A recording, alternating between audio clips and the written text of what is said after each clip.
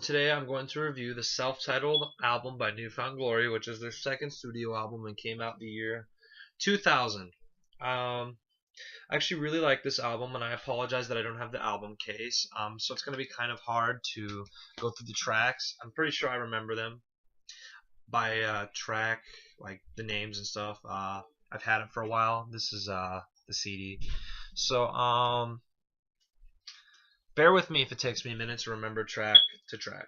Better Off Dead comes in with a really nice, like, two kind of choppy guitars at the same time, and they're nice distorted guitars, and the song sounds kind of crazy. It's got a really good thriving beat, and Jordan, the singer, comes in, and you pretty much get a faster verse, and then the song progresses crazier into the pre-chorus, and then you get like a big chorus. And what's cool is the chorus is seemingly never ending in a way, because like you get crunchy guitars through the whole thing and nice harmonies, and then there's a breakdown in the song where he says, it's like the outro part of the song. It's like, it's your own life, live it for yourself, and it's a really cool ending. And this song's honestly a really good way to start off the album. It was very punchy, and the drum beat was very nice.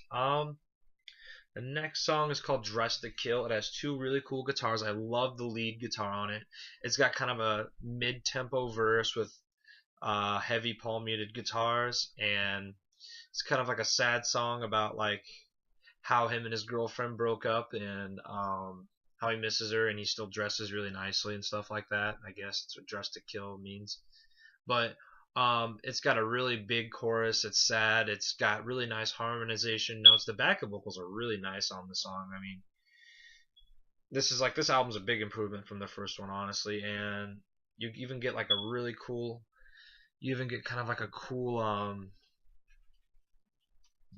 You even get kind of a cool little breakdown part with some not chuggy guitars, but it's almost as if they're chugging without palm muting. It's kind of cool. So that's pretty much Dress to Kill. That's the first single off this album. Sincerely Mean starts off with a really cool bass line and kind of a fast singing by Jordan, and then when the guitar comes in, it's really badass. Like the chorus is really good, and if it wasn't for the backup vocals, like this wouldn't punch as much, but it's really nice, and this song's really good, and this is probably one of the best songs on the album, Sincerely Me. This one's really, really awesome.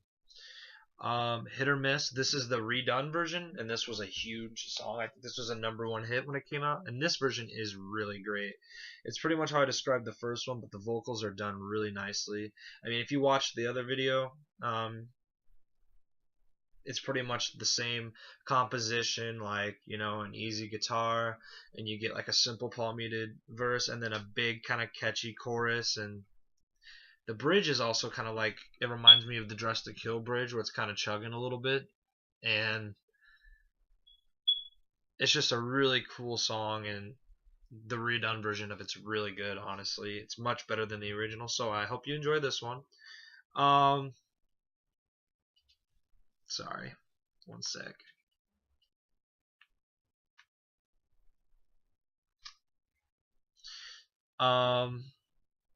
Second to last, for me, this one was kind of a filler track with a really good hook with some nice grouping vocals. It does a nice job at keeping the flow of the album at the beginning. I mean, it's on its fifth track, and it's honestly put there really nicely to kind of keep the pop punk part of it going, and it just works. But I'm not like huge on this track, but it's a hit or miss. Get it? Because it's the lead single of this album. But some people could like this, some not. Eyesore is a really cool song, honestly. You have like echoey guitars, a slow verse, and then the chorus comes in with just this big, heartfelt, like, lyric from Jordan Pudnick, and really good backing vocals. And then there's like two parts to the chorus, which is really cool, and you hear some really good thriving, like, guitar with it, and it's really nice. It's a really sad song, but it really works on the album to kind of slow things up and make it a little more serious and darken the tone just for one song. Vegas, to me, this was another filler track. The only thing I really remember is how big the verse was, but this is another song that kind of carries it for me. And I'm sorry, this song just doesn't do much for me, honestly. Sucker. The guitar is really cool and poppy sounding, but the way the guitars are, they kind of complement each other.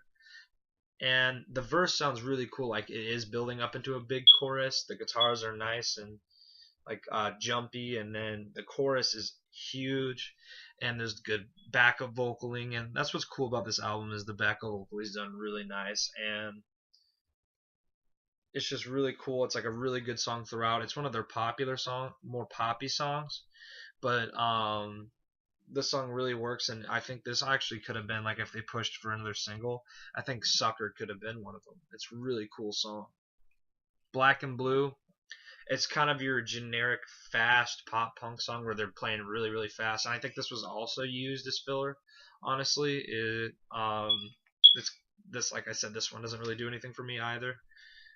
Boy Crazy starts off with him singing about like girls, and it just sounds like similar, like you're kind of like, I can see me like doing something and listening to the song, and then the verse gets bigger and you're starting to notice it, and it goes, are you listening? Like you're like, wow, now I'm paying attention to these lyrics. It's like I can relate to them. And the song, the chorus is really nice. It's not like real big, but it works really well. And the bridge is also a nice breakdown. Boy Crazy is a very, very relatable song about like girls that think they're too good for a bunch of people that think they're like super great.